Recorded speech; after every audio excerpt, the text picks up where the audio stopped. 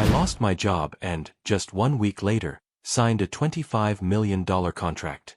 But when I went to share the news with my wife, I found her kissing the very boss who had destroyed my career. Her family said it was all my fault, and days later they mocked me in front of everyone. Until they saw who was standing by my side, and the lover screamed a sentence that completely gave him away. I couldn't help it. Better than love, respect, and 3 years of my life? Or are you referring to the $25 million contract I signed a week ago? Because that also counts as giving something. Henry's glass froze halfway to his mouth. What contract? There it was, the truth.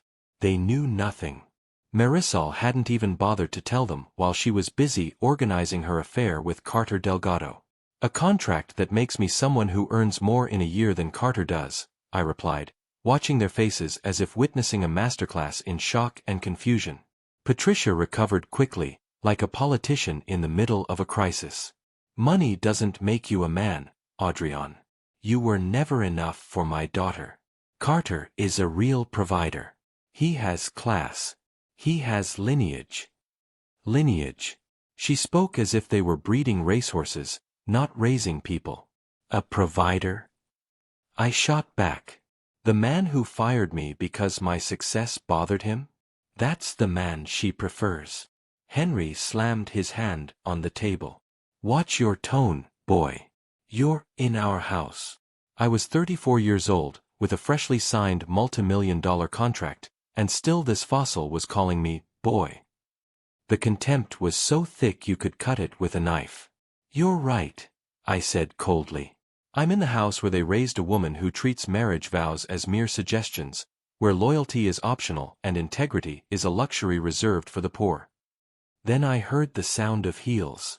Marisol entered as if she were walking down the runway at a gala, and she wasn't alone. Behind her appeared Carter Delgado, his hand resting on the small of her back, staking his claim without shame. The emotional impact was immediate. Marisol was wearing an expensive, provocative dress, almost celebratory. Her smile was sharp. Carter wore that casually elegant clothing that costs more than a used car. His hand on her wasn't just possessive, it was a direct message to me. Adrian, she said with feigned surprise. I didn't expect to see you here.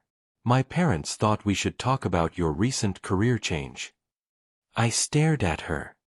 If you don't want to wait for the next part, the full story is on my YouTube channel, Reddit Dominion. Like, follow, and share if you're enjoying the story.